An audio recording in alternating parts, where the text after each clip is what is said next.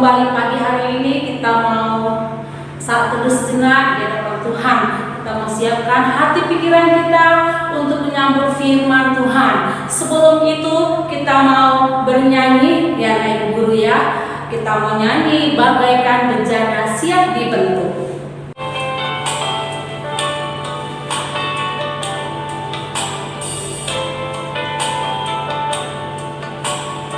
Kita bernyanyi bagaikan bejana. Ku siapkan hatiku Tuhan, ku dengar firman-Mu saat ini. Ku sujud menyembah-Mu Tuhan, suk hadirat-Mu saat ini.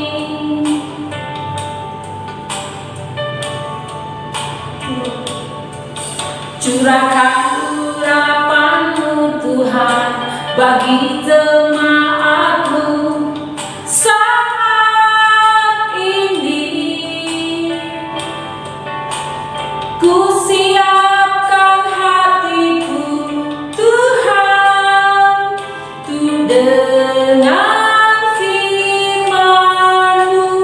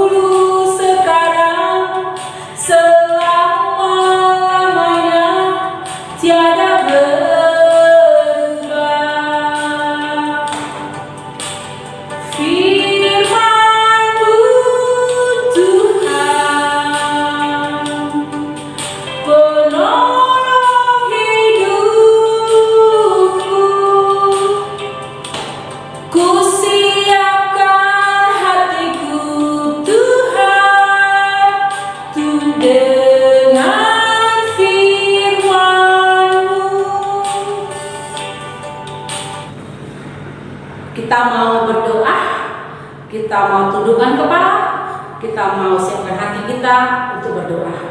Bapa di surga, kami bersyukur padamu Tuhan. Di pagi hari ini kami kembali mau siapkan hati pikiran kami untuk mendengarkan firman Tuhan. Biarlah anak didikan yang ada di rumah, siapkan mereka Tuhan untuk bersukacita penuh dengan hormat untuk menunjukkan kasih mereka kepada Engkau lewat turut pagi di pagi hari ini. Berbicara Tuhan, kami siap mendengarkan firman. Ampuni dosa kami, dengarkan doa kami. Dalam nama Yesus kami berdoa, amin. Shalom, selamat pagi anak ibu guru yang terkasih yang ada di rumah. Pagi hari ini kembali kita mau mendengarkan firman Tuhan yang tertulis natnya 1 Raja-Raja 6 ayat 1 sampai 38 ya. Temanya fungsi utama rumah ibadah. Ibu membaca yang sangat penting dalam memang semua penting ayat ini anak ibu guru ya. Ini nanti kamu bisa baca di rumah mulai dari ayat 1 sampai 38 firman Tuhan ya di pagi hari ini bahwa yaitu tentang bagaimana Tuhan berkarya dalam anak-anaknya yang takut akan Tuhan ya. Ibu baca mulai dari ayat pertama sampai dengan ayat yang kedua. Dan terjadilah pada tahun ke-480 sesudah orang Israel keluar dari tanah Mesir, pada tahun keempat sesudah Salomo menjadi raja atas Israel, dalam bulan Zif, yakni bulan yang kedua, maka Salomo mulai mendirikan rumah bagi Tuhan. Ayat 2, rumah yang didirikan Raja Salomo bagi Tuhan itu 60 hasta panjangnya dan 20 hasta lebarnya dan 30 hasta tingginya. Anak ibu guru yang terkasih, ibu tadi sudah baca ayat 1 sampai ayat 2 ya. Di sini dikatakan ya, anak raja. Siapakah Salomo itu yang tertulis di buku Alkitab tadi? Anak Raja Saul yang menjadi raja ketiga yang dipilih Tuhan ya, bernama Raja Salomo, yang terkenal dengan kebijaksanaannya ya, sampai ke seluruh dunia negeri terkenal kebijaksanaan dan kekayaannya ya. Pada zaman dahulu, pada zaman Raja Daud itu yang kedua raja untuk bangsa Israel. Yang pertama adalah Raja Saul, baru kedua Raja Daud, kemudian Raja Salomo. Memang sebelum Raja Salomo, Raja Daud rindu ingin membangun bait suci, tapi kemudian raja berkenan yang mau mendirikan bait suci itu ialah Raja Salomo. Rumah ibadah di Yerusalem sangat megah dan besar. Tadi dikatakan di situ ukurannya ialah dikatakan di situ ya, panjangnya aja kalau sekarang ukurannya 27 meter. 27 meter panjangnya dan lebarnya 9 meter dan tingginya 13,5 meter. Luar biasa besar dan tinggi lebarnya. Tahu anak ibu serta dindingnya nanti terlapis dengan kayu aras, kayu yang paling mahal, paling bagus, paling mahal, paling yang luar biasa pada zaman dahulu. Kalau sekarang kalau dibilang bagus paling kayu itu ya kayu jati, kalau dibilang kayu jati bagus ya, tahan lama lagi. Dan dikatakan bait suci itu ya, tempat rumah ibadah ini nanti dibagi 3 bagian ya. Kenapa dibagi 3? Kenapa nggak langsung semuanya? Kalau sekarang ya gereja langsung, oh tidak, pada zaman dahulu itu ada bagian 3. Kan rame bangsa Israel. 1 namanya pelataran atau halaman ya, bukan berarti halaman rumah kita memang luas ya. Terus 2 ruang maha suci, ruang suci, dan 3 ruang maha suci. Kenapa? Karena tempat yang boleh bangsa Israel beribadah ialah di tempat halaman di pelataran. Seluruh bangsa Israel boleh. Ada juga ruang suci. Kenapa nggak boleh di sembarang masuk di situ orang Israel? Karena tempat itu khusus untuk imam-imam yang khusus. Imam-imam nggak sembarang anak ibu guru ya. Kenapa? Tuhan sudah pilih siapakah yang khusus untuk imam itu, yaitu yang suku Lewi. Dan ruang maha suci itu nanti maha kudus juga disebut ya. Kenapa? Disitulah tempat hadiran Allah. Tidak bisa didatangi oleh orang. Bahkan imam besar pada saat itu Harun nggak boleh masuk sembarang setiap hari. Itu pun hanya setahun sekali. Pembangunan bait suci itu sekitar 7 tahun lamanya. Biasanya kalau kita bangun gereja di sini sekarang rumah paling sebulan siap ataupun setahun. Ini sampai 7 tahun. Kenapa? Luar biasa. Megahnya, bagusnya, karena ruang maha kudus itu, tempat kehadiran Allah itu dilapisi dindingnya dari emas. Luar biasa. Memang pada saat itu Raja Salomo, raja yang terkaya dari ketiga raja itu dan kebijaksanaan itu, sampai ke luar negeri ya. Tapi anak ibu guru, pembangunan bait suci itu fokus adalah firman Allah pada Raja Salomo. Apa kata firman Allah pada Raja Salomo?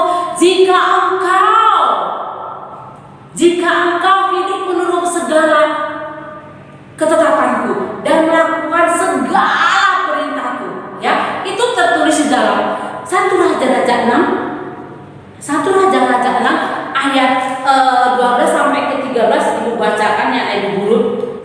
Mengenai rumah yang sedang kau dirikan ini kata Tuhan kepada Salomo, jika engkau hidup menurut segala ketetapanku dan melakukan segala peraturanku dan tetap mengikuti segala perintahku dan tidak menyimpang daripadanya, maka aku akan menetapkan janjiku kepadamu yang telah kufirmankan kepada Daud ayahmu. Ayat 13, yakni bahwa aku akan diam di tengah-tengah orang Israel dan tidak hendak meninggalkan umatku Israel. Itulah yang dikatakan Tuhan kepada Salomo.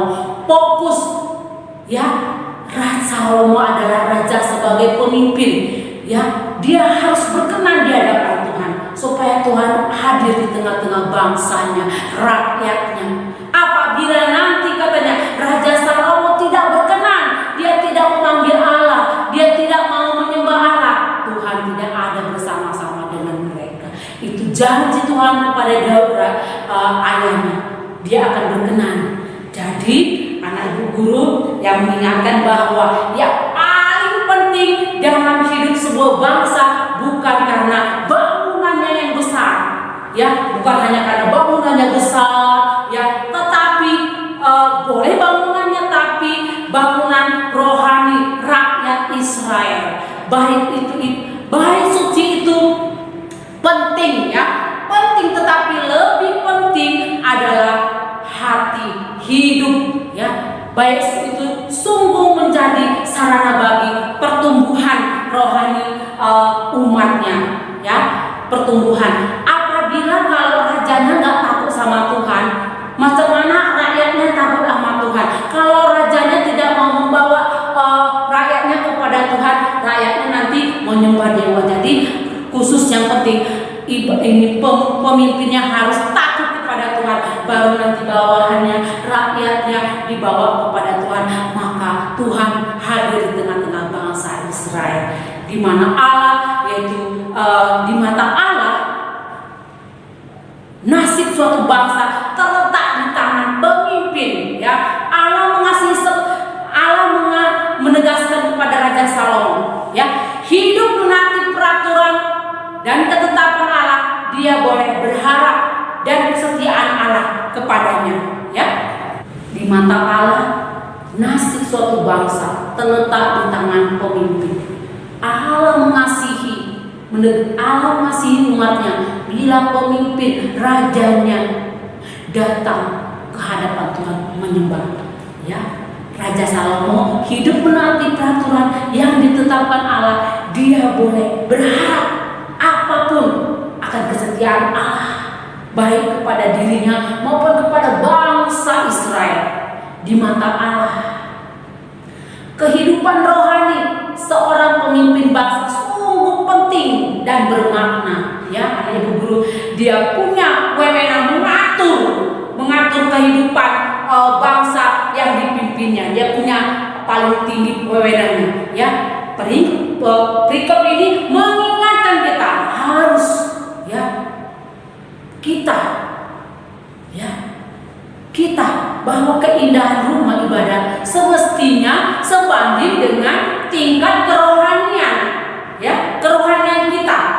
Tak salah rumah kita, rumah ibadah besar mewah boleh, namun sia-sia rasanya jika tidak diikuti dengan kehidupan ya, kehidupan yang rohani yang baik, yang taat kepada Tuhan ya. Itu harus dibanding. Udah rumah ibadahnya besar dan hati iman kita pun harus besar kepada Tuhan ya. Rumah ibadah adalah sarana pertumbuhan rohani umat ya.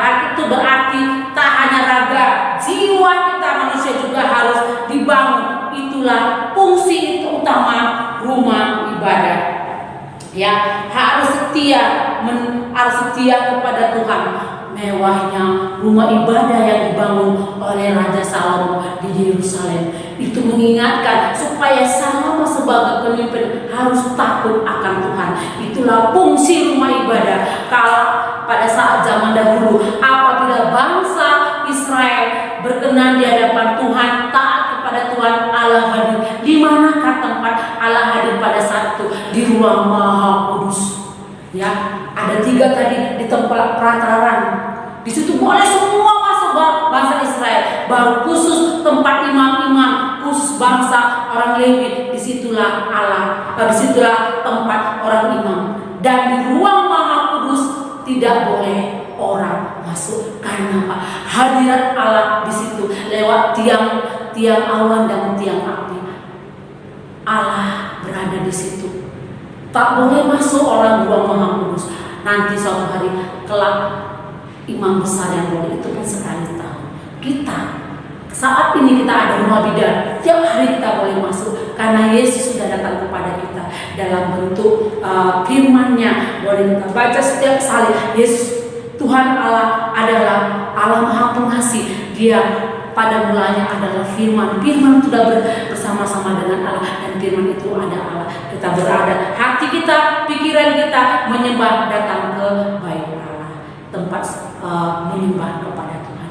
Karena itu dulu kita sebagai orang Kristen jangan kita malas, jangan kita segan, jangan kita istrinya sungkan masuk ke rumah ibadah, karena kita boleh datang kepada Tuhan menyelesaikan hati pikiran kita yang masih ada masalah kita atau kerinduan kita, iman kita, datang kepada Tuhan. Tuhan menolong kita, membantu setiap masalah dan persoalan hidup kita, baik kesehatan, baik keluarga, baik pekerjaan, kepintaran Tuhan akan kasih. Sama seperti Raja Salomo, dia bijaksana, ya, tapi yang utama di utamanya saat ini dia mendirikan bait suci untuk Tuhan, untuk supaya bangsa Israel menyerahkan hidup mereka ke dalam tangan Tuhan sepenuhnya dan mereka beribadah kepada Tuhan, bukan kepada dewa-dewa. Amin. Kita bersatu dalam doa. Bapa di surga, Allah yang kami sembah dan kami muliakan, terima kasih buat firman Tuhan. Di pagi hari ini kembali kami Tuhan bersyukur Engkau lewat firman-Mu Engkau mengingatkan kami supaya kami senantiasa datang ke rumah Tuhan, di bait Allah-Mu, di gereja untuk beribadah kepada-Mu, supaya iman kami, kerohanian kami bertumbuh. Sama Engkau juga memberikan kepada kami suatu anugerah yang besar. Engkau rela mati bagi kami supaya kami bebas beribadah kepada rumah Tuhan. Terima kasih Tuhan, kami serahkan kehidupan kami, kehidupan anak didik kami dimanapun mereka berada. Jaga pelihara mereka, keluarga mereka juga, bahkan kehidupan pribadi kami Tuhan. Engkau yang mengelola, Engkau yang menumbuhkan iman kami pribadi lepas pribadi, baik anak didik kami maupun segenap guru. Terima kasih Tuhan, bangsa dan pemerintahan kami serahkan ke dalam tangan Tuhan. Tuhan memberikan keamanan dan juga kesejahteraan bagi kami. Dengarkan doa kami Tuhan, dalam nama Yesus kami berdoa dan mengucap syukur. Amin. Siap.